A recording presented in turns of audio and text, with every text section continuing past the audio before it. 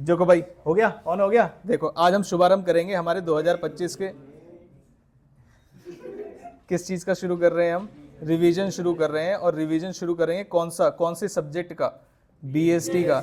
कौन सी बुक 1 और कौन सा चैप्टर 1। सब कुछ 1 है और पहली बार ये आपने पढ़ाई शुरू की है, जिसमें कौन कौन से टॉपिक पढ़ने वाले, हर एक चैप्टर का आपके पहले पास माइंड मैप होना चाहिए कि इस चैप्टर में कितने टॉपिक्स हैं जो आपको पढ़ने हैं। तो सबसे पहले कौन सा टॉपिक पढ़ेंगे, मीनिंग एंड फीचर्स, उसके बाद उसके ऑब्जेक्टिव्स, उसके बाद levels of management along with its functions, कि वो क्या क्या फंक्शन परफॉर्म करते हैं। उसके बाद नेचर ऑफ मैनेजमेंट, कैसा नेचर होता है, शांत स्वभाव वाला नेचर होता है। कैसा नेचर होता है, ना मारो नालायक। नेचर में 3 चीजें आती हैं, management as a science, art और कॉमर्स तो नहीं है इसमें, बहुत बढ़िया। उसके बाद नेक्स्ट पॉइंट कौन सा है, कोऑर्डिनेशन के मीनिंग, फीचर और इंपॉर्टेंस। क्या मेरी बात समझ में आती है? अब जल्दी जल्दी से फटाफट से पढ़ना शुरू होंगे। आप मुझे लता मंगेशकर की आवाज में सुनाएंगे मैनेजमेंट का क्या मतलब होता है, बताइए। Management is an art of getting things done with and through others.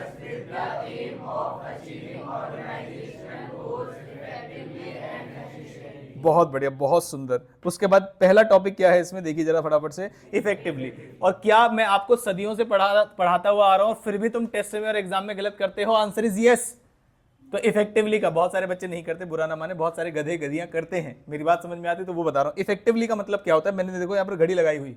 Effectively का मतलब क्या होता है, इफेक्टिवली का मतलब होता है काम को सही समय पर खत्म करना, इवन अगर आपको एक्स्ट्रा लेबर्स या एक्स्ट्रा कॉस्ट इनकर करनी पड़ जाए, उसको बोलते हैं इफेक्टिव। और यही लिखा हुआ है, completing the task correctly with in stipulated time, या स्टिपुलेटेड वर्ड की जगह आप इसे चेंज करके क्या लिख सकते हो, given time. Next, even at a higher. अब जरूरी नहीं कि हायर कॉस्ट पे ही करेंगे, ये कहते हैं even at a higher cost का मतलब क्या होता है, जैसे ऑप्शन मिला आपको, क्या always at a higher cost हो सकता है? Answer is no.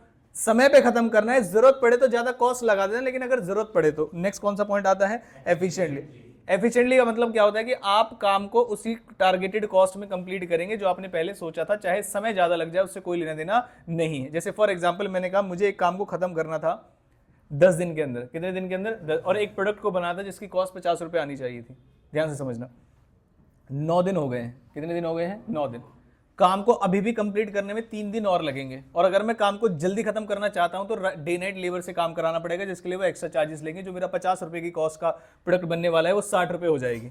अगर मैं इस चीज को एग्री कर लेता हूं तो मैं इफेक्टिव रहूंगा, क्योंकि 10 दिन के अंदर काम खत्म हो जाएगा। लेकिन अगर मैं इस चीज को एग्री ना करके 12 दिन तक काम को खींच लूं, और ताकि मेरी कॉस्ट ना बढ़े और कॉस्ट 50 रुपए रहेगी, तो उसे क्या बोलेंगे, एफिशिएंट। क्या मेरी बात समझ में आती है? और इससे बार बार एग्जाम में क्वेश्चन आता है और बच्चे ज्यादातर गलती करते हैं। उसके बाद आते हैं फटाफट से फीचर्स पे। पहला पॉइंट क्या है, क्या ऐसा सदियों से हम पढ़ते आ रहे हैं कि मैनेजमेंट हो या प्लानिंग हो या कोई भी ऐसी चीज हो जो आप इस सब्जेक्ट में पढ़ते हैं, उसका मेन ऑब्जेक्टिव होता है क्या, गोल ओरिएंटेड प्रोसेस होते हैं, जो मैनेजमेंट के एंड गोल्स होते हैं, उन्हें अचीव करने के लिए कराए जाते हैं। क्या मेरी बात समझ में आती है? दूसरा पॉइंट क्या है, क्या ये भी हम सदियों से पढ़ते चले हुए आ रहे हैं, और ये कुछ ऐसे कॉमन फीचर्स होते हैं जो आपके हर एक जगह फिट हो सकते हैं। For example planning. क्या प्लानिंग परवेसिव होता है? Answer is yes. एक चीज और बताओ जो परवेसिव होती है, कोऑर्डिनेशन। क्या कोऑर्डिनेशन भी हर जगह चाहिए होता है? Answer is yes. तो परवेसिव वर्ड का मतलब क्या होता है, ये हर जगह होते हैं। परवेसिव वर्ड का मतलब क्या होता है, हर जगह। तो क्या मैनेजमेंट हर जगह चाहिए होता है? चाहे आप कोचिंग का एग्जांपल ले लीजिए, स्कूल का एग्जांपल ले लीजिए, किसी बड़े रेस्टोरेंट का एग्जांपल ले लीजिए, पॉलिटिकल पार्टी का एग्जांपल ले लीजिए, या किसी स्पोर्ट्स एकेडमी का एग्जांपल ले लीजिए, हर जगह आपको मैनेजमेंट चाहिएगा। और अगर मैनेजमेंट नहीं होगा तो अपने गोल्स को आप इफेक्टिवली और एफिशिएंटली अचीव नहीं कर पाएंगे। जहां पर भी आपको लगे कि एक्सप्लेनेशन सही से नहीं हो पा रही है या कम एक्सप्लेनेशन हो रही है किसी भी फीचर्स में, तो आप बोलेंगे lack of this will not result in effective achievement of organisation goals. अगर ये चीज लैक कर जाए तो आपके जो ऑर्गेनाइजेशन के गोल्स हैं वो इफेक्टिवली एंड एफिशिएंटली अचीव नहीं हो पाएंगे। इसे बोलते हैं अपनी लैंग्वेज में पागल बनाना, लेकिन लैंग्वेज बुक की ही होगी, पर्सनली नहीं होगी हमारी। क्या मेरी बात समझ में आती है? नेक्स्ट पॉइंट कौन सा है, देखो कंटिन्यूस वर्ड का मतलब होता है क्या मैनेजमेंट करके छोड़ दूं। आज सोमवार है, मान लीजिए मैंने अच्छा दिन है तो मैनेजमेंट मैंने करके छोड़ दिया, या आज शुक्रवार है मैंने कहा नमाज भी पढ़ ली है मैंने, आज ही मैनेजमेंट करूंगा। क्या ऐसा जरूरी है? बताओ जरा फटाफट से। Answer is no. मैनेजमेंट कौन से दिन करना चाहिए ये बताओ। मैनेजमेंट हर दिन नहीं करना, मैनेजमेंट एक पर्टिकुलर टाइम के लिए होता है। मतलब आपने गोल्स बनाए, मान लीजिए मैंने कहा फॉर एग्जांपल वीकली गोल्स बनाए, तो आपको मैनेजमेंट वीकली करना है, और जैसे ही वो गोल्स अचीव हो जाएंगे तो क्या अगले गोल्स के लिए आपको मैनेजमेंट करना पड़ेगा? Answer is yes. तो management is not a one time activity, management is a continuous process. क्या मेरी बात समझ में? क्या ऐसा मोटिवेशन में भी पढ़ा था हमने? अब क्योंकि सब कुछ पढ़ चुके हैं तो लिंक कर सकते हैं, क्या मोटिवेशन भी कंटिन्यूअस होती है? Answer is yes. बताओ यूट्यूब पे सबसे ज्यादा मोटिवेट कौन करते हैं जिनके चैनल बने हुए हैं? संदीप महेश्वरी जी। तो कभी कभी कुछ लोग उनकी वीडियो देखने के बाद ऐसा करते हैं कि भाई आप तो रात दिन एक कर दूंगा, और सच में ही रात दिन एक कर देते हैं, रात को भी सो रहे हैं और दिन में भी सो रहे हैं। मेरी बात समझ में? तो उस दिन तो बड़ा मोटिवेशन रहता है, लेकिन उसके बाद दुनिया सेम सेम सी लगने लगती है। तो ये है पॉइंट कौन सा? कंटिन्यूअस। तो इसे एक बार पढ़ लीजिए। मैनेजमेंट कंसिस्ट ऑफ कैसा? Series of function which starts from planning and till controlling. ये कंटिन्यूअसली किए जाते हैं, परफॉर्म्ड बाय कौन से मैनेजर्स? All managers. और कहां पर? साइमल्टेनियसली। वो कहते हैं जब प्लानिंग वाला प्लानिंग कर रहा होगा तो सब कोई काम नहीं कर रहा होगा, ऐसा नहीं है, सारी चीजें साथ में चल रही होती हैं। मैनेजमेंट कहां तक कंटिन्यू करेगा? तो दो ही चीजें, जब तक ऑर्गेनाइजेशन चलेगी तब तक मैनेजमेंट चलेगा, या फिर जब तक मैनेजमेंट के गोल्स अचीव नहीं हो जाते। क्या मेरी बात समझ में? टोटल मिला कितने पॉइंट्स बता दिए मैंने? 3। पहला कौन सा? Goal oriented process. दूसरा, तीसरा, चौथा नहीं पढ़ाया। नेक्स्ट कौन सा है? Group activity.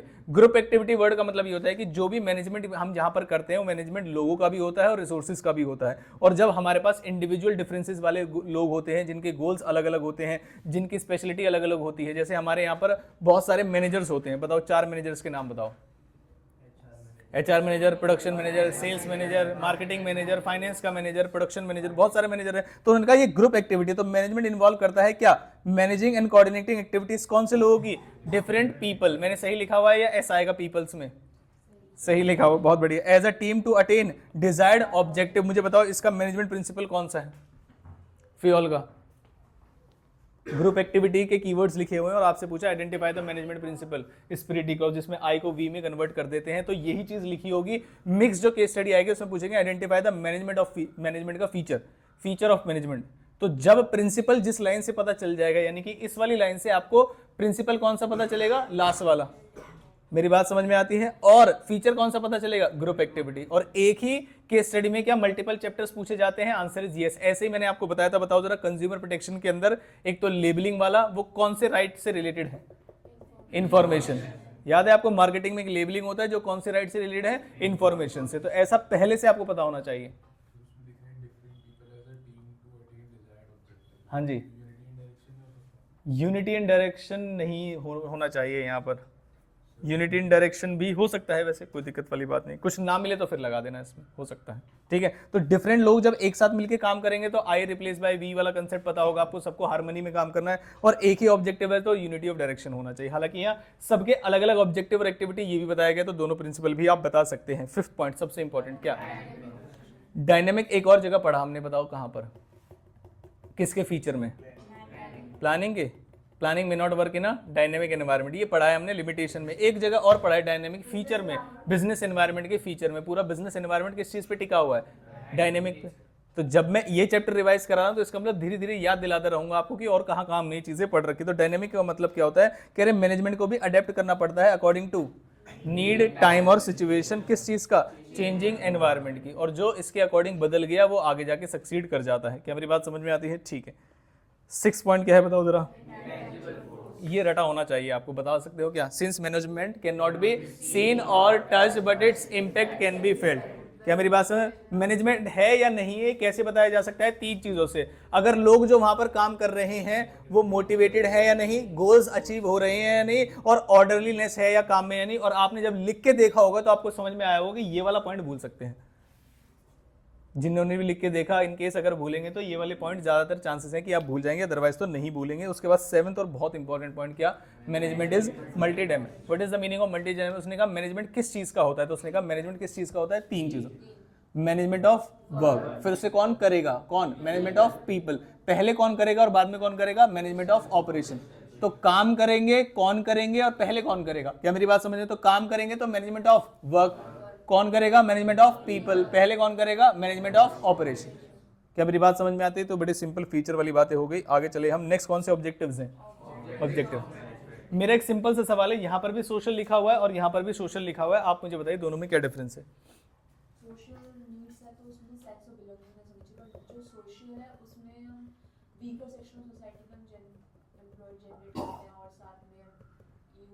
ये आपने मीनिंग बताया, दोनों में डिफरेंस क्या है? आपने दोनों चीजें बता दी, दोनों के अंदर क्या आता है वो बिल्कुल सही बताया आपने, लेकिन दोनों में डिफरेंस क्या है? यहाँ भी सोशल है, वहां भी सोशल है। आप बताइए। मीनिंग आप सबको आती होगी ऐसा मैं जान सकता हूँ, पता है मुझे मीनिंग आप सबको आती होगी, लेकिन दोनों में डिफरेंस क्या है? जी हाँ, देखो सिंपल। कोई बच्चा बता रहा था, कौन? जी हाँ, एक तो ये है। और कोई बताएं? क्योंकि वो ऑब्जेक्टिव है और वो नीड्स हैं, दोनों अलग अलग हैं। ये देखो इंग्लिश भी देख लो आप। ऑब्जेक्टिव्स पढ़ेंगे तो ये क्या है? Social objectives. और ये क्या है? नीड्स। तो दोनों अलग बातें हैं। वहां पर एक एम्प्लॉय की पर्सनल नीड्स के बारे में बात की जा रही है, सोशल नीड कौन सी होगी उसकी, क्या मेरी बात समझ में? और यहाँ बिजनेस के सोशल ऑब्जेक्टिव की बात हुई, ये बिजनेस से रिलेटेड है और ये एम्प्लॉय से रिलेटेड है। क्या मेरी बात समझ में आती है? तो उसने कहा सबसे पहले कौन सा होता है ऑर्गेनाइजेशन के अंदर? तीन। पहला सर्वाइवल, प्रॉफिट और ग्रोथ। क्या इसे आगे पीछे लिख सकते हैं? Answer is no. सर्वाइवल का मतलब क्या होता है कि जब बिजनेस नए नए फेज में आता है तो लॉन्ग टर्म में वो क्या करना चाहता है? सर्वाइव करना चाहता है। इसी बात से आया मैं प्राइसिंग स्ट्रेटजी पे, मार्केटिंग। जब मुझे कॉम्पिटिटिव मार्केट में सर्वाइव करना है तो प्राइस हाई रखूंगा या प्राइस लो रखूंगा? लो रखूंगा। तो मुझे एकदम से स्विच होना पड़ेगा अचानक से, आपका थोड़ा जानने के लिए कि सब कुछ ठीक है या नहीं। नेक्स्ट कौन सा है? अब ये तो आपने क्लास 11th में ही पढ़ रखा है, चैप्टर नंबर 1 में, role of profit in business. क्या प्रॉफिट एक बिजनेस में जरूरी होता है? Answer is yes. For the continuity of the business profit is necessary. Otherwise मैंने कोई बिजनेस ओपन किया, पहले साल लॉस हुआ, दूसरे साल लॉस हुआ, तो क्या बंद कर देते हैं? आंसर इज नो, थोड़े साल चलते रहे। लेकिन अगर मैं बोलूं चौथे साल में भी लॉस, पांचवें साल में, तो क्या बहुत ज्यादा समय तक हम चला पाएंगे? Answer is no. तो इसलिए प्रॉफिट भी बहुत चाहिए होता है। और नेक्स्ट कौन सा होता है? ग्रोथ। ग्रोथ का प्रॉफिट से क्या लिंक होता है ये बताइए? दो तरह की ग्रोथ होती है। एक ग्रोथ जो आपने बिजनेस से कमाया और बिजनेस में ही लगाया, एक तो वो ग्रोथ होती है। दूसरा आपने लोगों से, इन्वेस्टर से या लोन ले लिया और तब ग्रोथ की। दोनों में से ज्यादा जेन्युइन ग्रोथ कौन सी है? जो बिजनेस से कमाया और बिजनेस में ही लगाया, उसी वाली ग्रोथ की यहां पर बातें की जा रही है। चाहे आप नंबर ऑफ एम्प्लॉयज बढ़ाने की बात करो, उसे भी ग्रोथ कहते हैं। नंबर ऑफ ऑफिसेज बढ़ाने की बात करो, नंबर ऑफ प्रोडक्ट्स बढ़ाने की बात करो, टर्नओवर बढ़ाने की बात करो, फाइनेंस बढ़ाने की बात करो, इन्वेस्टमेंट बढ़ाने की बात, कुछ भी करो उसे पॉजिटिव टर्म्स में ही लिया जाता है। क्या मेरी बात समझ में आती है? उसके बाद नेक्स्ट कौन सा है? सोशल में, सोसाइटी के बारे में आप क्या क्या करते हो? जो सोशल प्रॉब्लम्स हैं उन्हें ठीक कर दो। सोशल में प्रॉब्लम क्या है बताओ जरा? सोसाइटी में तीन चीजें, एम्प्लॉयमेंट नहीं है, दूसरा हॉस्पिटल हेल्थ की चीजें नहीं है, और क्या नहीं है बताओ जरा? हाँ जी, क्वालिटी प्रोडक्ट्स रीजनेबल प्राइस पे नहीं है। ये भी आपने चैप्टर नंबर 6 क्लास 11th में पढ़ा होगा, सोशल ऑब्जेक्टिव्स टुवर्ड कंज्यूमर।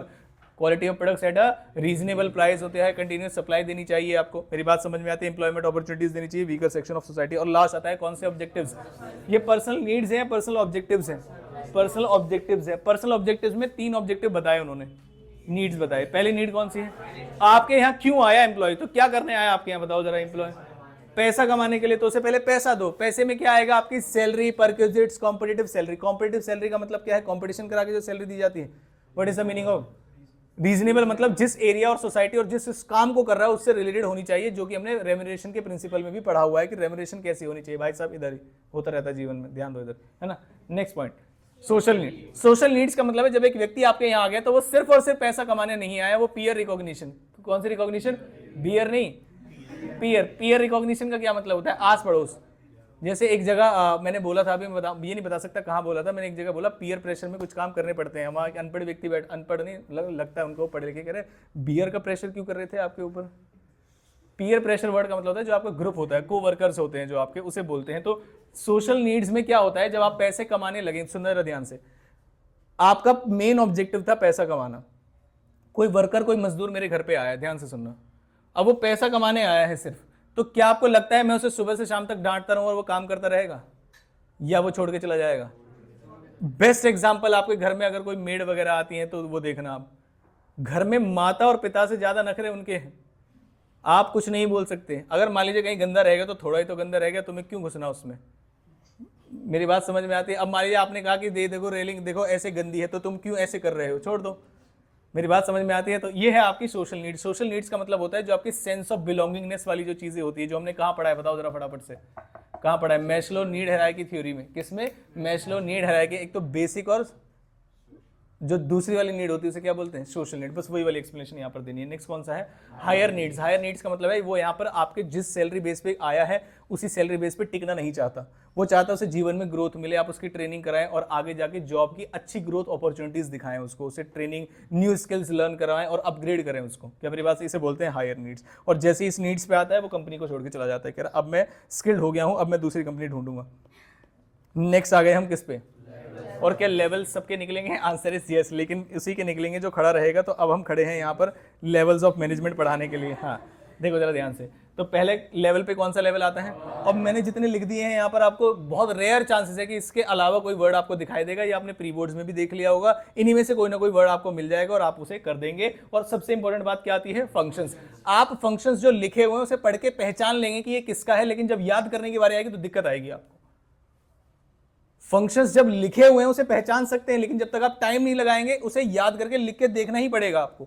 मेरी बात समझ में आती है? तो सबसे पहले बात करते हैं कि यहाँ पर कौन कौन से लोग आते हैं। तो जो चेयर पे बैठते हैं उसे क्या बोलते हैं? और सीईओ, सीओओ, सीएफओ। सीईओ का मतलब क्या होता है? चीफ एग्जीक्यूटिव ऑफिसर, COO का मतलब चीफ ऑपरेटिंग ऑफिसर, और उसके बाद CFO चीफ, बहुत बढ़िया। उसके बाद नेक्स्ट कौन से हैं?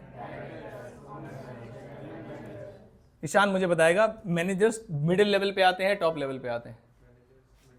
तो हमने यहाँ पर क्यों लिखा हुआ है और क्या ये गलत है? देखो मैंने हाईलाइट भी किया हुआ है। जी हाँ, मैनेजरों का जो मैनेजर होता है उसे क्या बोलते हैं? जिसमें सारे मैनेजर उसके अंडर में आते हैं, तो जनरल मैनेजर हमेशा टॉप लेवल पे होगा। वरना काफी सारे बच्चे बोलते हैं ओए मैनेजर लगा, सर जी नहीं हुई कहीं। मेरी बात समझ, जहां पर मैनेजर दिख जाए तुरंत कौन से लेवल पे आ जाना चाहिए? कौन से लेवल पे? मिडिल लेवल पे। लेकिन बस कौन सा वाला मैनेजर नहीं होना चाहिए? जनरल मैनेजर नहीं होना चाहिए। उसके बाद नेक्स्ट कौन सा है? प्रेसिडेंट, वाइस प्रेसिडेंट और मैनेजिंग डायरेक्टर। मुझे नहीं लगता बाकी किसी को पढ़ के आपको कोई डाउट होगा, लेकिन हाँ लिखने की बारी आ जाएगी, जैसे बोल देंगे कि आपको बताओ एनी अदर टू जो इस कैटेगरी में आते हैं, तो उसके लिए आपको याद होना चाहिए। मेरी बात समझ में आती है? उसके बाद पहले मैं पर्सन की ही बातें कर लूं, फिर फंक्शन की बातें करूंगा। नेक्स्ट कौन सा है?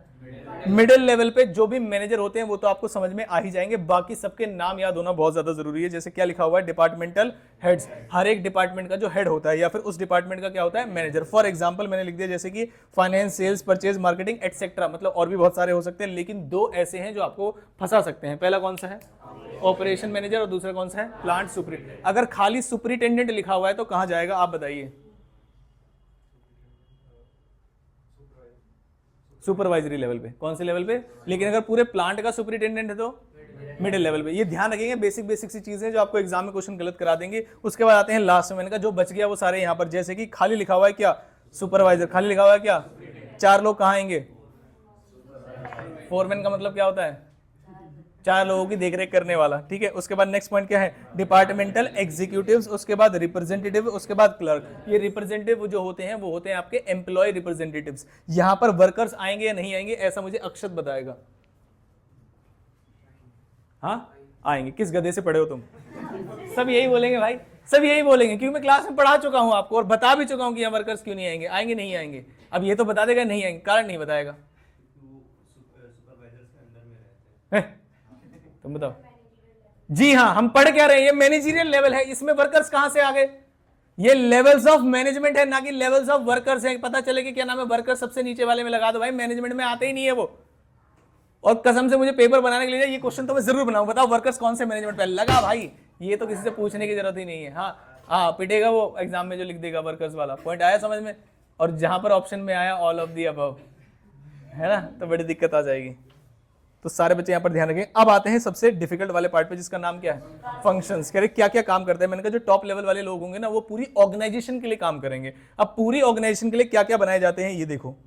गोल्स, ऑब्जेक्टिव्स, पॉलिसीज, प्लान्स और स्ट्रेटजीज। ये जो जितने भी दिमाग लगाने वाला काम है ये कौन करेगा? टॉप लेवल वाले। उसके बाद नेक्स्ट क्या करेंगे? वो इंटीग्रेट करेंगे, कोऑर्डिनेट करेंगे एक्टिविटीज किसकी? हर एक डिपार्टमेंट। जहां पे ये बैठे हुए वहां से उन्हें अलग अलग डिपार्टमेंट्स दिख रहे हैं, सब साथ में मिलकर काम करें, इसे क्या बोलते हैं? टॉप लेवल का काम। सारे डिपार्टमेंट्स देखो, इंट्रा डिपार्टमेंटल कोऑर्डिनेशन और एक वर्ड होता है इंटर डिपार्टमेंटल कोऑर्डिनेशन। दोनों में क्या डिफरेंस है?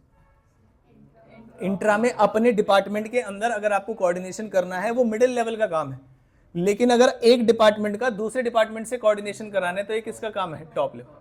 क्या मेरी बात समझ में आती है? ये बात आप ध्यान रखेंगे। उसके बाद नेक्स्ट क्या है? Assembling all the resources, like जैसे कि फाइनेंस, और अगर मैं बोलूं रॉ मटेरियल को अरेंज कराना, ये किसका काम है? मिडिल लेवल का। लेकिन काम शुरू जहां से होगा, पैसे चाहिए, फिक्स एसेट चाहिए, ये किसका काम है? टॉप लेवल का। Responsible for welfare and survival of department या ऑर्गेनाइजेशन, अगर डिपार्टमेंट लिखा होता तो मिडिल लेवल हो। क्या मेरी बात समझ में आती है? ये चीजें ध्यान रखना आप। उसके बाद नेक्स्ट कौन सा है?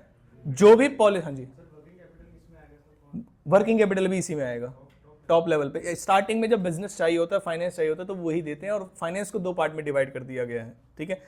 उसके बाद नेक्स्ट का है, पढ़ो जरा। इंटरप्रिटेशन ऑफ पॉलिसीज, जैसे कि फ्रेम्ड बाय, जैसे टॉप मैनेजमेंट और लोअर लेवल। मतलब क्या है इसका? जो बनाए किसने है? टॉप मैंने, और समझाए किसको जाएंगे? लोअर। कौन समझाएगा? तो यही काम है बिचौलिया। बिचौलिया समझते हो आप? ब्रोकर। उसके बाद next second point, ensure availability of resources.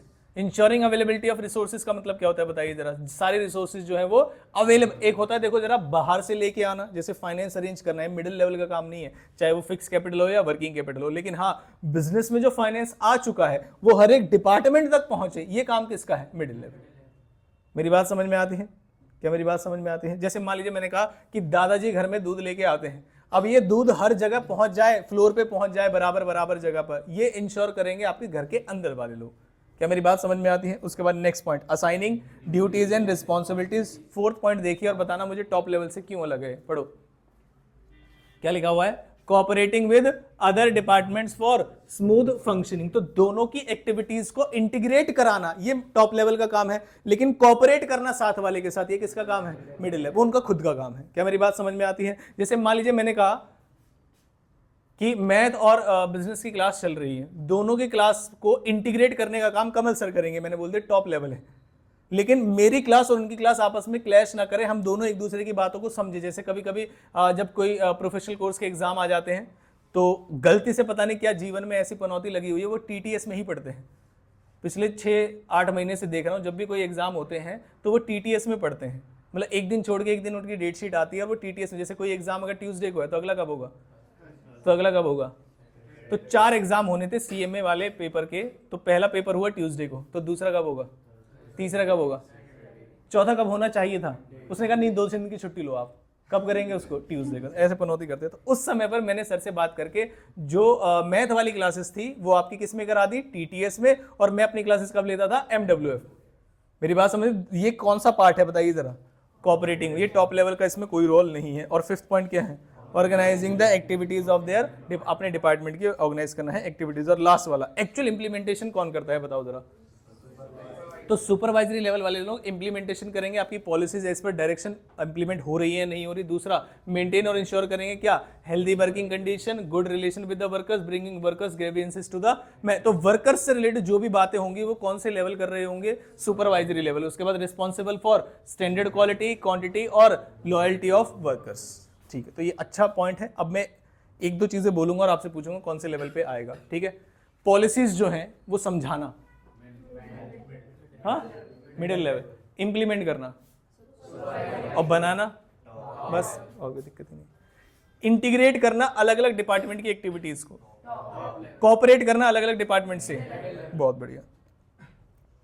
Next आगे नेचर पे। नेचर क्या है मैनेजमेंट का,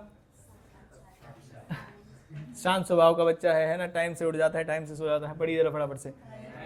अच्छा, आपसे अगर कोई आपका नेचर पूछे कि भाई आपका नेचर कैसा है, तो आप क्या बोलेंगे बताओ जरा। वो तो आपके पेरेंट्स ठीक बता पाएंगे, खैर इसके बारे में तो बताओ। अगर आपसे जैसे अक्षर से पूछो, बड़ा शांत स्वभाव वाला बच्चा है, कोई दिक्कत वाली बातें नहीं। रवि, आपसे अगर नेचर पूछा जाए आपका नेचर कैसा है तो क्या बोलोगे? हाँ जी, ये देखो नॉलेज ही नहीं है अपने बारे में। हाँ, जेनविन,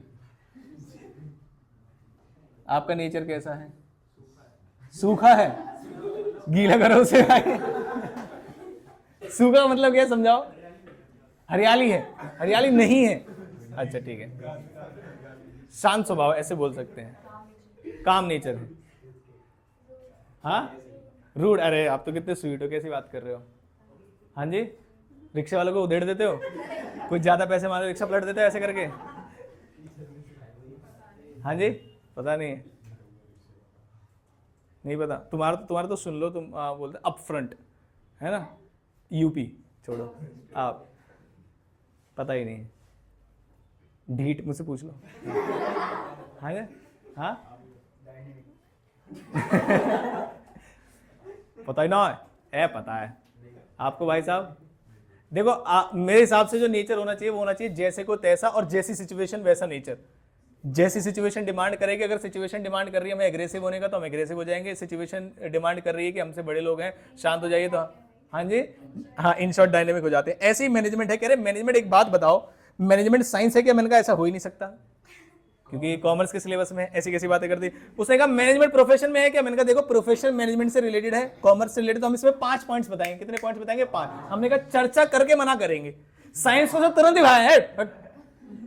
मेरी बात समझ में आती? लेकिन जब प्रोफेशन की, अगर कल को एग्जाम में बातें भूल जाओ आपकी, किसी में 5 पॉइंट थे, किसी में 3 पॉइंट थे, क्योंकि प्रोफेशन रिलेटेड है हमारे कॉमर्स से, तो बोलेंगे भाई 5 बातें समझाएंगे हम आपको, और उसमें बताएंगे कुछ चीजें हैं और कुछ चीजें नहीं है। और आर्ट की तो हम बोलेंगे सारी ही चीजें हमारे पास है, क्योंकि हमसे छोटे वाले लोग हैं, तो हम उन्हें बुरा नहीं मानेंगे। क्या मेरी बात समझ में आती है? हाँ, पहले आते हैं किस पे जरा फटाफट से, मैनेजमेंट एज अ साइंस पे। इधर ध्यान दीजिए, साइंस कैसी बॉडी है? सिस्टमैटिक बॉडी ऑफ नॉलेज है जिससे हमें कोई लेना देना नहीं है। टू अचीव कैसा, desired results can be acquired, कह रहे ये जो साइंटिफिक प्रिंसिपल्स होते हैं कैसे एक्वायर किए जाते हैं, स्टडी से, ऑब्जर्वेशन से और एक्सपीरियंस से। मुझे ऐसा लगता है खाली लोग इसे ऑब्जर्व करके निकालते हैं। एक व्यक्ति बैठा था, सेब गिर गया, कह रहे न्यूटन का लॉ बन गया। मैंने कहा भाई खाली लोग, सेब गिर गया तो खा लेता नहीं, अब तुम कह रहे इससे साइंस बनाऊंगा मैं, खामा की बातें हैं। सबसे पहला पॉइंट फटाफट से पढ़ो, systematic body of knowledge. Systematic body of knowledge ये कहते हैं साइंटिफिक प्रिंसिपल्स जो होते हैं वो कॉज एंड इफेक्ट रिलेशनशिप पे बने होते हैं, मतलब कोई ना कोई कॉज रहा होगा और फिर उसका इफेक्ट रहा होगा। ऐसे ही मैनेजमेंट के अंदर भी होता है, जैसे कि प्रिंसिपल ऑफ ऑर्डर है। पता है आपको प्रिंसिपल ऑफ ऑर्डर? बताओ जरा, एक सुंदर सी लाइन है उसमें, there should be a place for everything and everything should be at its designated place. इसका मतलब ये है कि जब सारी चीजें अपनी जगह पर होंगी तो आपकी एफिशिएंसी बढ़ेगी और वेस्टेज कम होगी। तो सभी चीजों का अपनी जगह पर रहना, दैट इज कॉज, और आपके काम में एफिशिएंसी आना और वेस्टेज कम होना, दैट इज इफेक्ट। तो ये मैनेजमेंट में भी होता है और साइंस में भी होता है। क्या मेरी बात समझ में आती है? तो पढ़िए, management like science, management also has a systematic body of knowledge, और इसे पूरा लिखेंगे आप। क्या मेरी बात समझ? And there is availability of systematic and organised study material, जैसा कि साइंस में होता है और यहां पर भी होता है। और ये क्या फीचर प्रेजेंट है मैनेजमेंट में या नहीं है? मेरी बात समझ में आती है? उसके बाद नेक्स्ट पॉइंट क्या होता है? Principle based on experimentation. कह रहे हैं एक्सपेरिमेंटेशन में किए जाते हैं काफी सारी जगह। पढ़िए, साइंटिफिक प्रिंसिपल पहले डेवलप किए जाते हैं किससे? ऑब्जर्वेशन से, and then tested through repeated experimentation. कभी पता बेचारे सबसे पहले एक्सपेरिमेंट किस पे किया जाता है? किसी दवाई वगैरह का बताओ जरा। चूहे पे किया जाता है जनरली, है ना, बंदर या चूहे पे ज्यादा जल्दी किया जाता है मेरे हिसाब से। एक इंपॉर्टेंट बात यह है, पढ़िए जरा क्या लिखा हुआ है, अंडर कंट्रोल कंडीशंस। इसका मतलब ये है कि वहां का टेम्परेचर क्या है, वहां का वातावरण क्या है, उस समय जब टेस्ट किया जा रहा है वो आपको चीजें कंट्रोल करनी पड़ेंगी। अब ध्यान से सुनना, मान लीजिए पेपर का समय है, ठीक है, पेपर का समय है, मतलब या तो अगले दिन पेपर है या आप सुबह है या एक रात पहले आप पढ़ाई कर रहे हैं, और पूरे बेड पे आपको पता ही है सारे नोट्स वोट्स ऐसे बिखेर रखे हैं आपने कि कौन सा कॉपी में लिखा था यही भूल गया मैं, कौन सी कॉपी कहाँ पर है, कौन सी एक्सप्लेनेशन वाली कहाँ पर है, प्रैक्टिस वाली कहाँ पर है, ऐसे फैला रखी। स्पेशली अकाउंट्स में ऐसा होता है। अब सोचो वहां पर आकर तुम्हारी मम्मी कहे देयर शुड बी अ, बाहर निकला से। तो कंट्रोल कंडीशंस वर्ड का मतलब ये होता है भाई, जब अफरा तफरी का माहौल होगा, कोई अर्जेंसी होगी, तब आप ये चीजें अप्लाई नहीं कर सकते। ऐसे ही मैनेजमेंट के अंदर भी होता है कि जो भी चीजें आप वहां पर अप्लाई करना चाहते हैं वो कंट्रोल्ड सर्कमस्टांसेस में होनी चाहिए। जैसा आप इकोनॉमिक्स में पढ़ते हैं, कीपिंग अदर थिंग्स कांस्टेंट, जैसे लॉ ऑफ डीएमयू पढ़ते हैं आप, डिमिनिशिंग मार्जिनल यूटिलिटी, उसमें भी बोला जाता है कि as you employ more and more unit तो मार्जिनल यूटिलिटी कम होती है, keeping the other things constant. अब कोई भुक्कड़ी आ जाओ कहता और दो, एक पिज्जा खाने के बाद यूटिलिटी उसकी कम हो जाती है, कहीं नहीं हुई एक और दे दो तुम। मेरी बात समझ में आती है?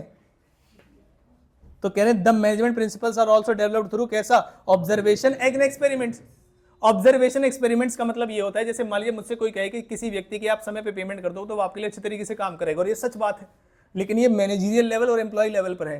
किसी लेबर की आप समय पे पेमेंट कर दो, भाग जाएगा, ये मैंने ऑब्जर्व किया। क्या मेरी बात समझ में आती है? तो ये कंट्रोल सर्कमस्टांसेस में होता है। But since management deal with human being and human behaviour can not B accurately predicted, the management is considered, इसलिए क्या एग्जैक्ट साइंस नहीं है, अप्लाइड साइंस है। What is the meaning of applied science? कि जब आप अप्लाई करोगे उस पर सिचुएशन पे देखना पड़ेगा।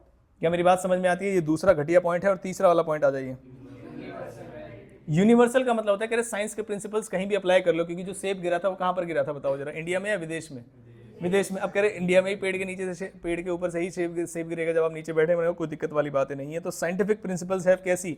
Universal validity and application. Management application of principle is not universal, they have to be modified according to the prevailing situation. जैसी सिचुएशन, अब मैंने कहा आंधी चल रही है तो सेब का जो सेब है क्या तब भी नीचे ही गिरेगा? आंसर इज यस, थोड़ी दूर जाके गिरेगा लेकिन गिरेगा तो सही। ऐसे ही मैं बोलूं कि वहां पर ऑर्डर जो प्रिंसिपल है, अथॉरिटी रिस्पॉन्सिबिलिटी है, कि there should be a balance between authority and responsibility. जैसे आपने लीडरशिप स्टाइल देखी, कितनी लीडरशिप स्टाइल है जल्दी से बताओ? 3। पहली, दूसरी, तीसरी।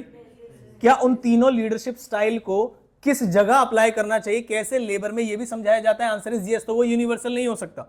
मैंने कहा आपको मोटिवेट करना है डायरेक्टर को, तो फाइनेंशियल चीजों से मोटिवेट होगा या नॉन फाइनेंशियल से? Non financial. लेबर को मोटिवेट करना है, तुमने कहा सर्टिफिकेट दे दिया, उसने चूल्हे में लगा दिया, कह रहा आग तापूंगा आज। मेरी बात समझ में? लेकिन डायरेक्टर को तुम कह रहे भाई साहब 500 रुपए दिए तुम्हें, आज जाओ मर्सिडीज से कुछ खा के आओ। मेरी बात समझ में आती है? तो फाइनेंशियल नीड्स नहीं है। हाँ, इसलिए hence feature is not present in the management, management is not a exact science, ये कैसी सोशल और अप्लाइड साइंस। तो 3 पॉइंट हमने पढ़े। सबसे पहला पॉइंट क्या था, सिस्टमैटिक बॉडी ऑफ नॉलेज, जिसमें बुक्स वगैरह की और कैसे एक्वायर किए जाते हैं वहां के प्रिंसिपल्स, वो मैनेजमेंट में भी प्रेजेंट होते हैं। दूसरा पॉइंट क्या है, प्रिंसिपल्स बेस्ड ऑन एक्सपेरिमेंटेशन, और एक्सपेरिमेंटेशन कंट्रोल सर्कमस्टांसेस और कंडीशंस में रखे जाते हैं, जो कि ऐसा मैनेजमेंट में पॉसिबल नहीं है। और तीसरा क्या है, यूनिवर्सल वैलिडिटी, और वहां पर भी यूनिवर्सल वैलिडिटी नहीं हो सकती, अप्लाई और सिचुएशंस के अकॉर्डिंग उन्हें देखना पड़ता है। नेक्स्ट कौन सा आया, सुनो जरा ध्यान से। क्या साइंस वालों में हमने 3 पॉइंट पढ़े, जिसमें से 1 पॉइंट हमारे जैसा था और 2 पॉइंट हमारे जैसे नहीं थे, तो वहां पर हमने क्लियर कर दिया कि मैनेजमेंट एग्जैक्ट साइंस तो है ही नहीं। इसे कैसे बोलेंगे, सोशल साइंस, और कौन सी साइंस, अप्लाइड साइंस। मेरी बात समझ में आती है। लेकिन अगर आप आ जाए मैनेजमेंट एज प्रोफेशन में, तो हमने कहा भाई अब डिस्कस करेंगे बैठ के, क्योंकि तुम साइंस नहीं, तुम अपने ही लोग।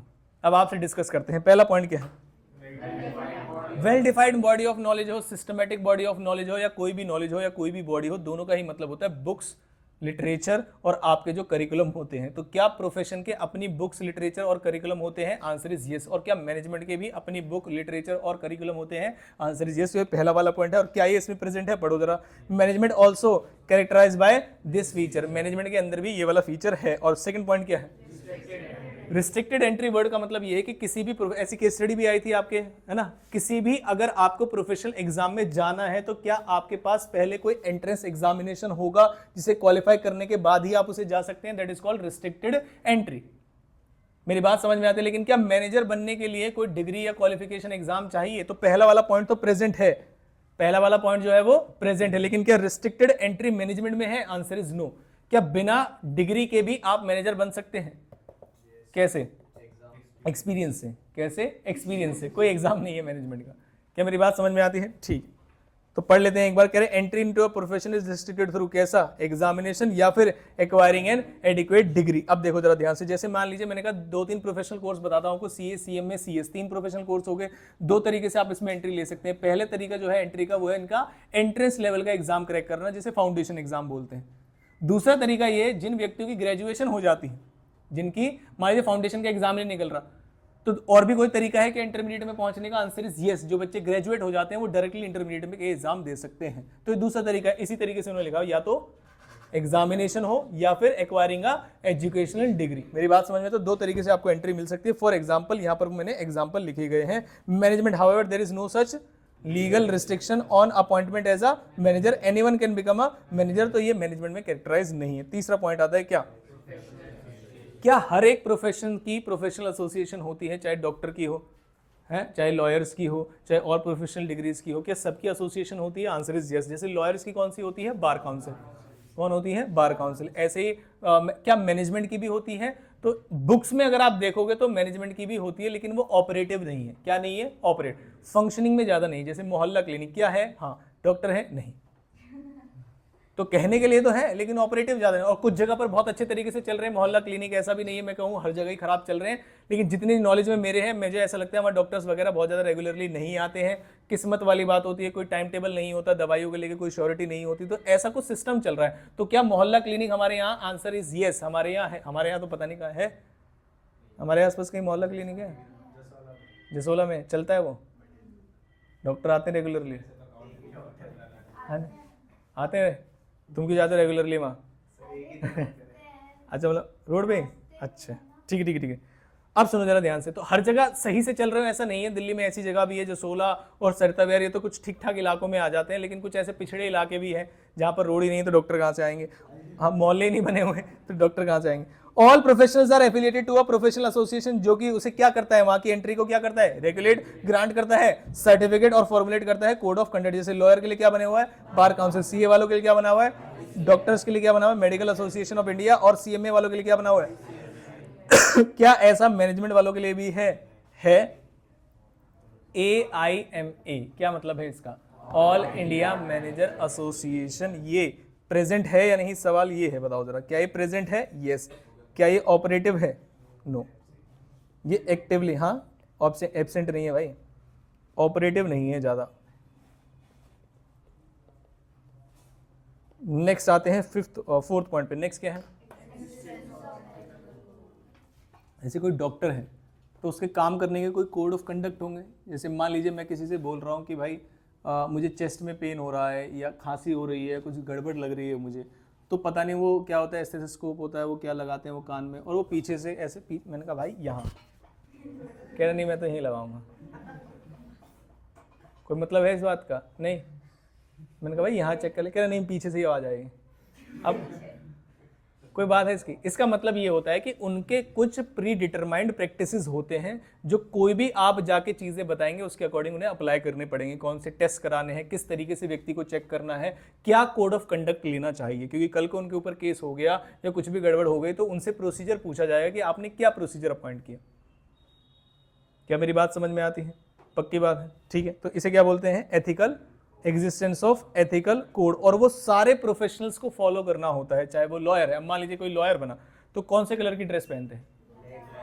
अब मान लीजिए मैंने कहा कोई फीमेल अगर मान लीजिए लॉयर बनना चाहे, वो कहेंगे नहीं pink is my favourite colour, pink colour का कोट पहनेंगे। क्या पॉसिबल है? Answer is no. अब जैसे मान लीजिए मैंने कहा जब ऑपरेशन करते हैं डॉक्टर्स तो कौन सा कलर जल्दी से ग्रीन पहना जाता, ग्रीन या ब्लू पहना जाता है, जिसमें जो रेड कलर है अगर कल को कोई खून वून निकल गया तो वो बहुत ज़्यादा फैलेगा नहीं, और जो कुछ सर्जरी में व्यक्ति को जगा के रखना पड़ता है, पता चले डॉक्टर खुद ही खून दे के बेहोश हो गया, ये भी चीज़ें होती है। अब कोई वहाँ पे जाके कहने नहीं नहीं मैं तो नई शेरवानी खरीद के लाया था, अब मैं उसमें करूँ तो नहीं। इसे बोलते हैं एथिकल कोड ऑफ कंडक्ट। तो पढ़िए, ऑल प्रोफेशनल्स, जितने भी प्रोफेशनल्स हैं, are bound by code of conduct. सभी को कोड ऑफ कंडक्ट फॉलो करना होता है। कोई डॉक्टर है उसके भी कोड ऑफ कंडक्ट होते हैं, लॉयर है उसके भी कोड ऑफ कंडक्ट होते हैं, which guide the behaviour of its members, कि वो कैसे बिहेव करेंगे आगे। Management, in management also there is growing need of ethical behaviour. चोर उचक्के बन गए हैं आजकल के मैनेजर, जो खुद के फायदे के लिए चीजें होती हैं वो ज्यादा करते हैं रादर देन जो ऑर्गेनाइजेशन के लिए फायदे के लिए होती हैं।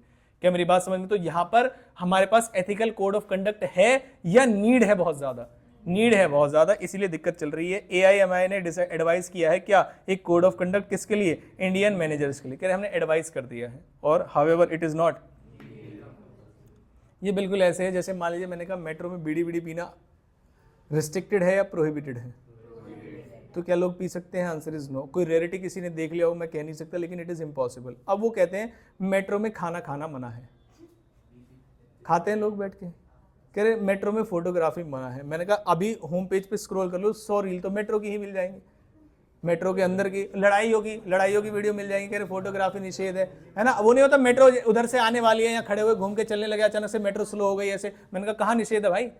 तो इसका मतलब ये उन्होंने बस एडवाइस की है, उन्होंने बस क्या किया है? एडवाइस किया है कि भाई आपको ये चीज नहीं करनी है। ऐसे ही AIMA वालों ने बोला है कि भाई एथिकल कोड ऑफ कंडक्ट है, ये हमने आपको एडवाइस की है, करो या मत करो, कोई दिक्कत वाली बातें नहीं है। लेकिन ऐसा डॉक्टर के लिए नहीं है कि आप क्या नाम है व्हाइट कोट पहनो या मत पहनो, कोई दिक्कत वाली बात नहीं। चेक करो या मत करो, कोई मत सुनो, पीछे ऐसे मारो 2-3 बस, ठीक, कोई दिक्कत मत, ठीक है। Management is not characterise by this feature. Last point आता है, ये झूठ है, ये झूठ है। एक बार पढ़िए जरा फटाफट से, मुझे बताना क्या लिखा हुआ है, जल्दी जल्दी। The basic motive of a profession is to serve their clients interest. जैसे कोई भी, जैसे डॉक्टर है, क्या उसकी इंटेंशन पैसा कमाना है या इलाज करना है? बताओ जरा। लॉयर जो है उसकी इंटेंशन क्या है? आपको इंसाफ दिलाना है या पैसा कमाना है? टीचर की जो इंटेंशन है पढ़ाना भाई। अब सुनो, अब डॉक्टर वाला एग्जांपल देता हूं मैं आपको, ठीक है। जब कोरोना का समय था, कि आपको पता है बहुत सारे करोड़पति डॉक्टर थे जो घर बैठ सकते थे लेकिन घर नहीं बैठे। इसका मतलब मेन मोटिव वो तो नहीं है। हाँ, कुछ डॉक्टर्स या कुछ हॉस्पिटल्स ऐसे हैं जो लूटपाट मचा रखी है उन्होंने, उसकी वजह से हम पूरी जो डॉक्टर की फेटर्निटी है उसको नेगेटिव नहीं हो सकते। आप अगर पैसे दे रहे हो तो वो इलाज कर रहे हैं, मेन मोटिव पैसा कमाना मेरे हिसाब से नहीं होता। आपके आसपास आपके क्या एक्सपीरियंसेस रहे हैं वो एक अलग पॉइंट है, लेकिन जो प्रोफेशनल होते हैं वो आपका जो मेन मोटिव है, जैसा बुक में लिखा हुआ है, और हमने कोरोना के समय पर भी देखी थी ये चीज। बहुत सारे ऐसे डॉक्टर्स थे जो विदेश में जाके रहते थे, लंदन वगैरह रहते थे, अलग से फ्लाइट करके गवर्नमेंट से परमिशन लेके इंडिया में आए रिटायरमेंट के बाद, की सिर्फ इस समय पर क्या नाम है लोगों की सर्व करना चाहते हैं। कितने भी पैसे दे दो, अगर बैंक अकाउंट में बहुत सारे हैं और गवर्नमेंट ये कह रही थी भाई तुम्हारी सैलरी अगर 2 लाख रुपए तो 4 लाख दे देंगे, डबल काम कर लो। कोई करने वाला था क्या उस समय पर? नहीं। सबको डर लग रहा था कि भाई किसी टेस्ट में अगर पॉजिटिव आ गया तो गड़बड़ हो सकती है, किसी भी लहर हमें लहरा सकती है। मेरी बात समझ में आती है? तो उस समय पर क्या डॉक्टर ने काम किया था? आंसर इज यस, काम किया था। तो ऐसा बोलते हैं कि जो प्रोफेशन बने होते हैं वो स्टार्टिंग में जो बनाए गए थे वो किसी सर्विस मोटिव से बनाए गए हैं। क्या मेरी बात समझ में आती है? पक्की बात है। जैसे पढ़ाने वाला काम है तो पढ़ाने वाले काम से पैसे आ तो रहे हैं, लेकिन अगर बच्चा सच में ही पढ़ जाए तो बहुत सारी ऐसी अच्छी चीजें जो आने वाली फैमिली उनकी ठीक रहेगी। अगर ना पढ़े बच्चा तो बड़ी गड़बड़ हो सकती है, तो इसीलिए इसे सर्विस बोलते हैं। क्या बोलते हैं इसका, सर्विस। तो सर्व करने के लिए बनाई गई है कि अगर बच्चा जेन्युइनली पढ़ जाए तो आगे आने वाली जो पीढ़ी है वो बेचारी एक सही रास्ते पे निकल आती है, और नहीं पढ़े तो फिर तो दिक्कत है ही। ठीक है, बाय रेंडरिंग कैसी, डेडिकेटेड एंड कमिटेड सर्विसेज, कि आपको डेडिकेशन के साथ और कमिटमेंट के साथ पढ़ाना पड़ता है। जैसे डेडिकेशन की बात बताऊं, अभी देखो सर यहाँ पर नहीं बताओ आज मेरी क्लास क्यों है, जी नहीं, मैं बताता हूँ 4 से 5 दिन पहले सर को हाथ में कुछ चोट लगी थी, और डॉक्टर ने पता नहीं कैसे लगी, मुझे उसका आइडिया नहीं है, सर को भी नहीं पता चल रहा कैसे लगी, लेकिन बहुत प्रॉब्लम आ गई थी उसमें। तो सर ने उसे डायग्नोस कराया, तो कुछ नस थी कोई हाथ की, वो दब गई थी। तो डॉक्टर ने बताया कि भाई ठीक है, पढ़ाने वढ़ाने का काम है, लेकिन रहने दो 1-2 दिन। तो उन्होंने नहीं मानी, और जो जनरल काम जैसे पढ़ाने का काम है पढ़ाते रहे, या कोई और काम है वो भी करते रहे। तो आज वो बढ़ गया ज़्यादा, मेरी बात समझ में आई, तो बड़ी दिक्कत हो गई। तो अब उन्होंने कहा कि अगली बार आओगे तो और दिक्कत में आओगे, इससे पहले अब आप रेस्ट ले लो। तो मैंने ही बोला मैं ले लूँगा क्लास, तब सर माने इस चीज़ को लेके। अब वो कह रहे नहीं मैं अपनी कल क्लास लूँगा। मैंने कहा वो अलग, कल की कल देखी जाए, कल कोई और बहाने लगवाएंगे, पहले आज तो निकले, है ना। हाँ जी, सर को गोली लग गई सर को। भाई सर के ऊपर कौन गोली चला रहा है, अभी तो तुम्हारा रिजल्ट भी नहीं आया।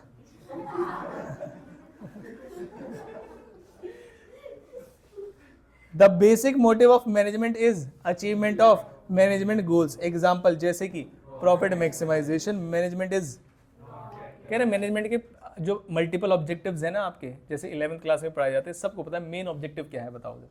एक बिजनेस अच्छा कब होगा, जब वो सोसाइटी के लिए अच्छा कर रहा है, प्रॉफिट कमा रहा है। अब किसी पेरेंट्स के बच्चे से पूछा जाए भाई ये बच्चा कैसा है आपका, कह रहे बिल्कुल किसी से कोई लड़ाई नहीं करता या नहीं करती, बिल्कुल शांत स्वभाव की। मैंने कहा नंबर कह रहे 40, लेकिन बच्ची बहुत अच्छी। क्या कोई पेरेंट ऐसा बोलने वाले हैं? Answer is no. तो उसने कहा जब किसी मैनेजर की अचीवमेंट पूछी जाएगी या ऑर्गेनाइजेशन की, तो वो किससे डिटरमाइन की जाती है? प्रॉफिट से। तो कभी भी मैनेजमेंट तो सर्विस मोटिव में नहीं आ सकता, और इसलिए हमने यहाँ पर क्या कर दिया है, क्रॉस कर दिया। क्या मेरी बात समझ? तो 5 पॉइंट बताओ मुझे फटाफट से। पहला पॉइंट कौन सा? Well defined body of knowledge. दूसरा, रिस्ट्रिक्टेड एंट्री, आने से पहले ही भाई आपको रोक दिया जाएगा। तीसरा, अगर आ गए तो कोड ऑफ कंडक्ट और एसोसिएशन आपके पास होनी चाहिए। तो पहले प्रोफेशनल एसोसिएशन होगी जो एंट्री देगी आपको, और वही प्रोफेशनल एसोसिएशन क्या करेगी? आपके कोड ऑफ कंडक्ट। टोटल मिला कितने पॉइंट्स हो गए? 4। और लास्ट पॉइंट क्या है? सर्विस मोटिव, जो कि झूठ भी है और सच भी है। और हम आ गए हैं लास्ट पॉइंट पे इसके, कौन सा है? Management as an art. Art में आज सबसे पहले कौन सा है? Existence of. कह रहे आर्ट जो चीजें हैं वो उनकी भी बुक्स होती है। मैंने कहा क्या बुक्स होती है? कह रहे हाँ, जैसे कि डांसिंग, एक्टिंग और म्यूजिक। म्यूजिक की ऐसी होती है ना, टेढ़ी मेढ़ी सी लाइन होती है, वो देख के म्यूजिक में देखा जो पियानो व्यानो बजाते रहते हैं, उसके सामने कुछ लिखा होता है जो पता नहीं होता, लेकिन उसे, इसका मतलब म्यूजिकल के भी कुछ बुक्स या लिटरेचर होती होंगी जिन्हें देख के चीजें सीखी जा सकती हैं। ऐसी मैनेजमेंट में भी होता है, आपके पास भी एक बुक है और मैनेजमेंट के अंदर ये कैरेक्टरिस्टिक अवेलेबल है। नेक्स्ट पॉइंट क्या है? कह रहे आर्ट को अप्लाई कैसे करते हैं? वो एक मैनेजर या फिर आर्टिस्ट की डिफरेंट चीजें होती है। जैसे जनरली गिटार बजाना कैसे बजाया जाता है? हाथ से, लेकिन कुछ ऐसे फनी लोग भी देखे, कोई पैर से बजा रहा है, कोई नाक से बजा रहा है, कोई कान से बजा रहा है, लेकिन अपनी अपनी आर्ट है, कुछ भी कर सकते हैं। क्या मेरी बात समझ में आती है? इसे क्या बोलते हैं बताओ जरा फटाफट से।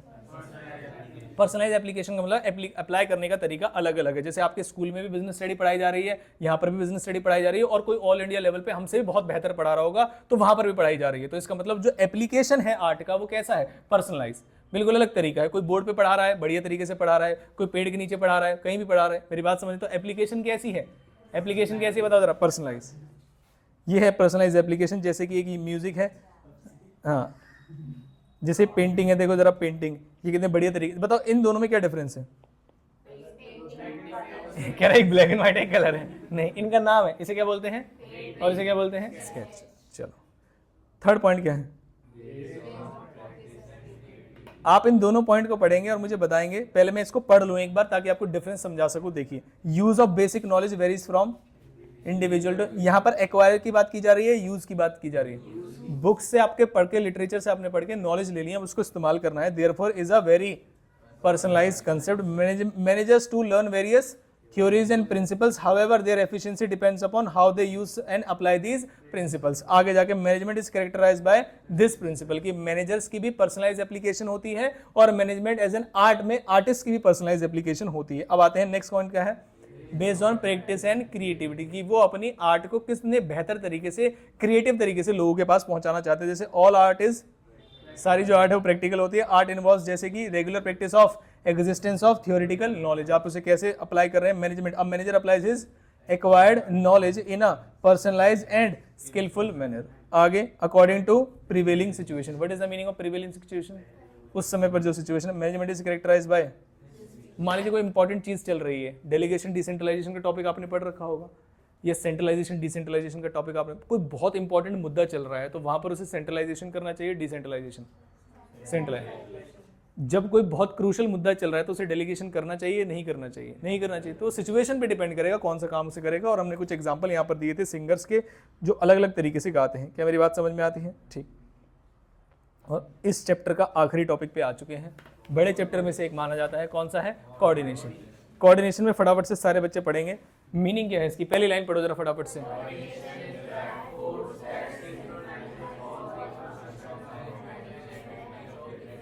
It is required at all level. Coordination कौन से लेवल पे जरूरी है? हर लेवल पे। टॉप लेवल पे क्या जरूरी है? कोऑर्डिनेशन, जो कि इंटर डिपार्टमेंटल कोऑर्डिनेशन बिठाने में। मिडिल लेवल पे क्यों जरूरी है कोऑर्डिनेशन? क्योंकि अपने ही डिपार्टमेंट के अंदर कोऑर्डिनेशन बिठाने में। और सुपरवाइजरी लेवल में वर्कर से कोऑर्डिनेशन बिठाने में। क्या मेरी बात समझ में आती है? उसके बाद लैक ऑफ कोऑर्डिनेशन अगर नहीं होगा, चाहे डिपार्टमेंट में कह लीजिए या एक्टिविटीज में कह लीजिए, तो क्या होगा? क्या होगा? वेस्टेज, क्या होगा? डिले, और क्या होगा? केओस। केओस का मतलब क्या होता है? अफरा तफरी। ठीक है। It is not a, it is the, ये लाइन लिख के एमसीक्यू पूछ लेना चाहिए कि एक सेपरेट फंक्शन तो नहीं है, लेकिन ये क्या है? असेंस। ये अलग से काम तो नहीं है, लेकिन ये असेंस है। जैसे फोन चलाना, अगर आपके दिन की दिनचर्या की बात करें तो क्या कहीं पे प्लानिंग में कहीं आएगा आपकी कि आज के दिन में मुझे फोन चलाना है?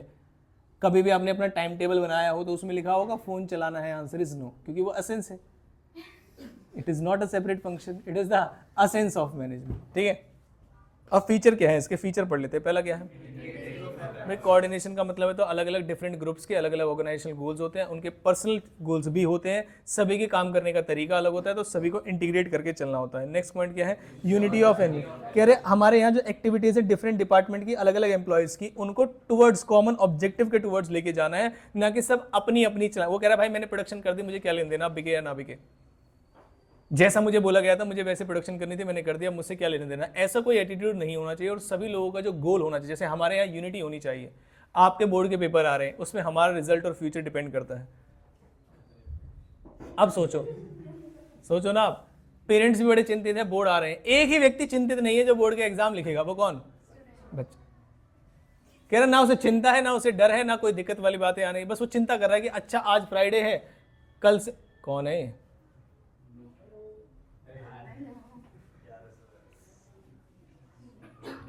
थर्ड पॉइंट क्या है?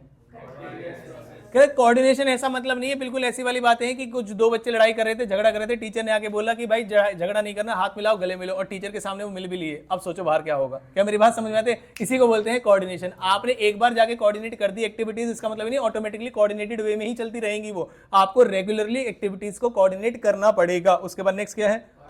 क्या है? परवेसिव, फिर से सदियों पुराने वाली बातें हैं, बताओ जरा क्या मतलब है इसका? हर टाइप के ऑर्गेनाइजेशन में हर लेवल पर चाहिए, पॉलिटिकल हो, सोशल हो, इकोनॉमिक हो, कैसी भी हो। और फिफ्थ पॉइंट क्या है? देखो इन दोनों में से केस स्टडी आने के बहुत ज्यादा चांसेस है जिसमें बच्चे गड़बड़ कर सकते हैं। पहला पॉइंट क्या है?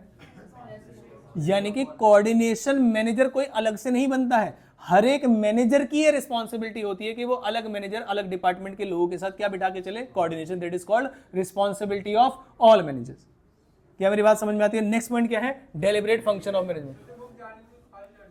क्या कह रहे हैं? हाँ हाँ, कहाँ जानी? बोले लेके चला जाएगा, बकवास ना करें। बोलो मैं बात कर लूंगा, ले जाएगा।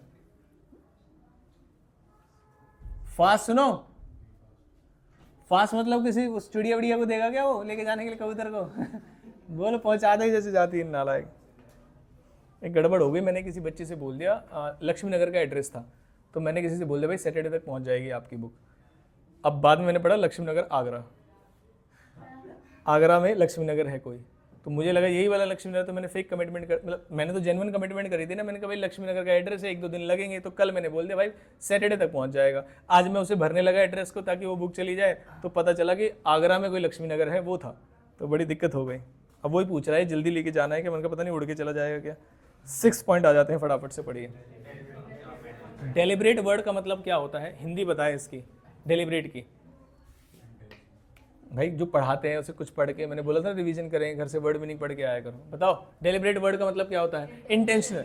डेलिब्रेट वर्ड का मतलब होता है कि आपने कोई काम जानबूझ के करना है, ये ऑटोमेटिकली नहीं हो सकता। इवन इफ सारे आपके एम्प्लॉयज, टीम मेंबर्स एक ही फैमिली से आते हैं, मान के चलिए, या एक ही कास्ट से आते हैं, या एक ही रिलीजन से आते हैं, किसी भी केस में आपको ऐसा नहीं समझना है कि कोऑर्डिनेशन ऑटोमेटिकली हो जाएगा, वो हमेशा मैनेजर के डेलिब्रेट एफर्ट से बनाया जाएगा। क्या मेरी बात समझ में आती है? ऑटोमेटिकली नहीं होगा। तो पढ़िए, coordination is never established by itself, it is the deliberate function and efforts of managers. कौन से लेवल पे? All level. क्या मेरी बात समझ में? और जब कोऑर्डिनेशन पढ़ाया जाता है तो उसमें यहाँ पर ऐसे 3 पॉइंट्स मैंने बताए थे। पहला पॉइंट कौन सा था? सिमिलर। सिमिलर मतलब जो नाम से मैच कर रहे हैं कोऑर्डिनेशन के। दूसरा कौन सा था? जो सदियों से चले हुए आ रहे हैं। और 2 कौन से हैं? जो गड़बड़ कर सकते हैं। जो कोऑर्डिनेशन के नाम जैसे हैं वो क्या है? इंटीग्रेट ग्रुप एफर्ट्स और इंश्योर्स यूनिटी ऑफ एक्शन। ऐसा कोऑर्डिनेशन की मीनिंग जैसी चीजें लगती हैं। दूसरा जो सदियों से चले आ रहे हैं वो है कंटिन्यूअस और परवेसिव। और जो 2 जिसमें डाउट आ सकता है वो कौन से हैं? Responsibility of all managers at all levels and next deliberate function of management. क्या मेरी बात समझ में आती है? और चैप्टर नंबर 1 का आखिरी टॉपिक, और 3 ही टॉपिक है इसमें। क्या? नहीं, टॉपिक क्या है? टॉपिक इंपॉर्टेंस या फिर नीड किस चीज की? कोऑर्डिनेशन की। कह रहे कोऑर्डिनेशन क्यों जरूरी पड़ता चला गया? आप भी तो सोचो, आज से पहले दुकानें हुआ करती थी। लाला जी की दुकान है, पूरे गांव में एक ही दुकान है। उनके पास कितने लोग हुआ करते थे? मैंने कहा पहले तो लाला जी ही हुआ करते थे, बस ज्यादा से ज्यादा एक व्यक्ति होता था, कोई छोटू रख लेते थे सामान वामान इधर उधर करने के लिए। लेकिन क्या आज की डेट में दुकानें ऐसी चलती हैं? क्या नहीं। तो सबसे पहला पॉइंट क्या है इसमें? कह रहे आज की डेट में जो ऑर्गेनाइजेशन है वो छोटी मोटी नहीं बची है, ऑर्गेनाइजेशन बहुत बड़ी हो गई है, बहुत ज़्यादा बड़ी ऑर्गेनाइजेशन होने लगी है, डिमांड बढ़ने लगे हैं, प्रोडक्ट्स बढ़ने लगे हैं। इसीलिए क्या नाम है, यहाँ पर आपको कोऑर्डिनेशन की जरूरत पड़ेगी। देखिए, as a organisation grow in size the number of workers या फिर एम्प्लॉयज ऑल्सो इंक्रीजेज। उसके बाद it becomes difficult to integrate their efforts. जब लोग बढ़ेंगे तो क्या एफर्ट्स को इंटीग्रेट करने में प्रॉब्लम आएगी? क्या? Answer is yes. रीजन क्या है उसके? 2। जैसे आप ये क्लास में पढ़ते हैं तो क्या सभी जो लोग हैं उन सभी की एक दूसरे से दोस्ती बराबर बराबर है या ग्रुप्स में? ग्रुप्स हैं। ग्रुप्स किसी भी तरीके से बन सकते हैं, किसी भी बेस पे बन सकते हैं। ग्रुप की तुम भी नहीं पढ़ते, तुम भी नहीं पढ़ते, आओ यार बैठेंगे। तुम भी पढ़ते हो, तुम भी पढ़ते हो, आओ यार बैठेंगे। तुम भी उधर से आते हो, तुम भी उधर से आते हो, चलो एक साथ चलेंगे। तो ये इंडिविजुअल डिफरेंसेस है। पहला क्या है? Individual differences. ये किसी भी रीजन की वजह से हो सकते हैं। दूसरा है डिफरेंट इंडिविजुअल गोल्स। कुछ लोग जो यहाँ पर आ रहे हैं उनका मेन प्योरली पर्पज है कि भाई पढ़ना है, अच्छे नंबर लाने हैं। कुछ लोग इसलिए आ रहे हैं क्योंकि 4 बज गए हैं और कोचिंग जाना है, घर वालों ने कोचिंग लगा रखा है। मेरी बात समझ में आती है? तो हर एक व्यक्ति जो किसी भी काम के लिए जा रहा है उनके इंडिविजुअल गोल्स अलग अलग होते हैं। एम्प्लॉय भी जो जा रहे हैं उनके भी अलग अलग गोल्स होते हैं। कई बार ऐसा भी देखा गया है कि कोई मैकडी में कोई व्यक्ति काम कर रहा है, ऑलरेडी करोड़पति है, अरबपति है, उनके पिताजी बहुत अमीर है, लेकिन वो सेल्फ मेड है, खुद काम करना चाहते हैं, इसलिए काम करने जा रहे हैं। मेरी बात समझ में आती है? तो 2 रीजन है। जब ऑर्गेनाइजेशन ग्रो करेगी तो नंबर ऑफ वर्कर्स बढ़ेंगे, और जो नंबर ऑफ वर्कर्स बढ़ेंगे तो उनके अंदर होंगे इंडिविजुअल डिफरेंसेस और डिफरेंट इंडिविजुअल गोल्स होंगे, जिसके लिए आपको कोऑर्डिनेशन तो करना ही पड़ेगा। क्या मेरी बात समझ? जैसे इंडिया की कोई टीम है मान लीजिए, तो क्या उसमें बड़े बड़े प्लेयर हैं, छोटे छोटे प्लेयर हैं? इंडिया क्रिकेट टीम में बड़े प्लेयर, तो क्या वहाँ कोऑर्डिनेशन करना बहुत जरूरी है? Answer is yes. अभी जो टीम हार रही है, जो क्रिकेट देखते हैं, मुझे ऐसा लगता है कोऑर्डिनेशन की ही प्रॉब्लम आ रही है वहाँ पर। नेक्स्ट पॉइंट क्या है?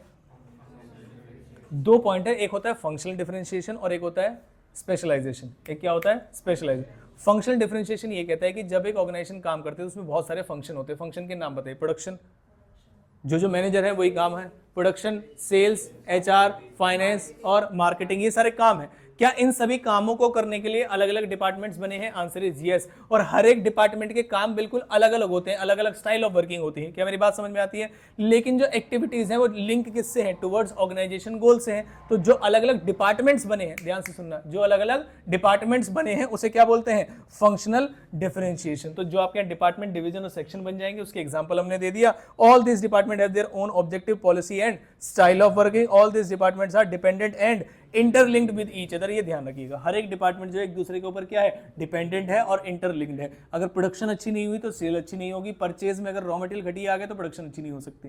फाइनेंस अगर गड़बड़ है तो कोई भी काम अच्छा नहीं हो सकता। प्रोडक्ट खराब है तो कितनी भी अच्छी मार्केटिंग कर लो, और अगर मान लीजिए मैंने कहा प्रोडक्ट अच्छा है और घटिया मार्केटिंग करोगे तब भी गड़बड़ हो सकती है। क्या मेरी बात समझ? तो इंटरलिंक्ड है और डिपेंडेंट है, hence coordination is needed to coordinate the activities of this department. देखो मेरे ध्यान से बात समझना, जो डायग्राम में बना रहा हूं इसमें आपको ध्यान रखना है कि मैं क्या बात कर रहा हूं। देखो जरा ध्यान से, मैंने कहा लोग बढ़ते हुए जा रहे हैं, बताओ किसकी बातें हैं ये?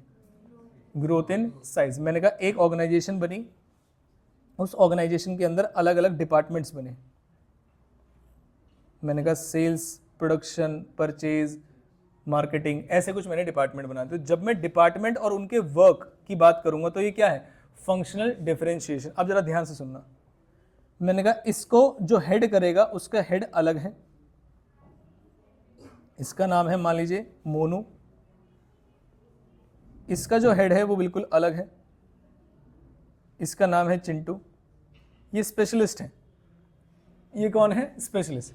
क्या मोनू और चिंटू एक तरीके से काम करेंगे, ऐसा जरूरी है? Answer is no. ये मैनेजर 1 और मैनेजर 2 है। तो जब मैं व्यक्ति और उसके स्टाइल ऑफ वर्किंग की बात करूंगा, उसके इंडिविजुअल डिफरेंस की बात करूंगा, जो स्पेशलिस्ट मेरे यहाँ आया है, तो सबसे पहली बात तो स्पेशलिस्ट का मतलब यही होता है वो एक दूसरे से डिस्कस नहीं करते, अपने तरीके से काम करते हैं और जनरली लोगों से सजेशन लेना पसंद नहीं करते हैं, इसलिए कोऑर्डिनेशन इंपॉर्टेंट हो जाता है। अब 3 चीजें ध्यान से सुनना। मैंने कहा लोग बढ़ते हुए जा रहे हैं और जितने भी लोग बढ़ रहे हैं उनके इंडिविजुअल डिफरेंसेस हैं। मैंने कहा डिपार्टमेंट्स बढ़ते हुए जा रहे हैं और हर डिपार्टमेंट का अपना काम करने का तरीका अलग है। मैंने कहा इन डिपार्टमेंट से जो काम कराया जाएगा, हर एक डिपार्टमेंट का मुझे स्पेशलिस्ट बुलाना पड़ेगा और वो अपने तरीके से काम करेगा। क्या मेरी बात समझ में आ गई? जब एम्प्लॉयज को लेके बात की जा रही है तो ग्रोथ इन साइज, जब डिपार्टमेंट्स को लेके बात की जा रही है तो फंक्शनल डिफरेंशिएशन, और जब स्पेशलिस्ट को लेके बात की जा रही है तो क्या मेरी बात समझ में आती है? पक्की बात है। एक बार लास्ट वाले पॉइंट को पढ़ते हैं और फिर आपकी करेंगे छुट्टी। पढ़िए। Modern organisation are characterized by high degree of specialization. Organization employ a number of specialists who evaluate, judge, decide according to their professional criteria. जैसे मान लीजिए मैं अगर पूछूं, पेरेंट्स की देखने का नजर अलग हो सकता है अपने बच्चों को कि क्या नाम है, बच्चा खराब है, बच्चा अच्छा। मेरा देखने का नजरिया अलग है किसी बच्चे को, मुझे उसकी पर्सनल जीवन से कोई लेना देना नहीं होता। अगर वो मार्क्स अच्छे ला रहा है तो वो बीड़ी भी पीता हुआ मिलेगा और भाई ठीक है थोड़ी सी दियो, लेकिन अगर उसके मार्क्स अच्छे नहीं और खामखा प्रसाद लेने भी आए मंगलवार को, तब भी पीटूंगा उसे पकड़ के अगर अगले दिन पेपर हुआ तो उसका। क्या मेरी बात समझ में आती है? इसी को बोलते हैं आपका क्राइटेरिया जो है इवेल्युएट करने का, जज करने का काम को बिल्कुल अलग हो सकता है। अब मान लीजिए किसी ने कहा कि मेरे कम नंबर आए हैं, उसने कहा कितने नंबर आए हैं, उसने कहा 60 नंबर आए, कहते तुम्हें डूब मरना चाहिए। वहीं एक और व्यक्ति आया, कितने 60 फर्स्ट डिवीजन है। 60 का मतलब क्या होता है? कौन सी डिवीजन? फर्स्ट डिवीजन से पास किया है आपने। तो दो लोगों का अलग नजरिया हो सकता है। देखो आरव हंस रहा है तो उसे खुश है 60 में। कुछ ऐसे व्यक्ति हो सकते हैं अगर 60 नंबर आ गए तो सोच रहे हैं कि नहर में जाएंगे या यमुना में। मेरी बात समझ में आती है? तो अलग अलग क्राइटेरिया है। हाँ, they do not take what advice और consult anyone from the organisation. ये बिल्कुल आपकी तरह की बात है। कह रहे आजकल के बच्चे ना एडवाइस वगैरह लेना पसंद नहीं करते। टीचर ने कहा सुबह उठ के पढ़ना चाहिए, तुम्हें क्या पता, रात को बढ़िया पढ़ाई, जब नींद नहीं आ रही तब पढ़ लेंगे, सुबह जबरदस्ती, मतलब जब नींद आ रही तब पढ़ें और जब नींद नहीं आ रही तब पढ़ लेंगे, उसमें कोई दिक्कत हो जाएगी, तुम्हें क्या पता। क्या मेरी बात समझ में आ रही है? तो आजकल के बच्चे ही स्पेशलिस्ट हैं। They do not take advice और consult anyone from the organisation, यानी कि किसको? अदर स्पेशलिस्ट को। Hence there is a need to coordinate the activities of different specialist in the organisation.